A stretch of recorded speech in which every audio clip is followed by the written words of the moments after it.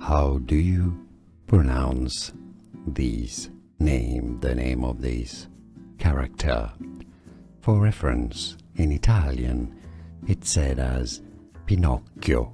Okay, so let's break down the pronunciation. CH in Italian is the k sound, because here you have a double CH. Well, you have to emphasize on this k sound, make it twice as long. Pinocchio.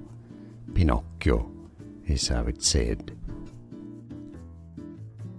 How do you pronounce the name of this character?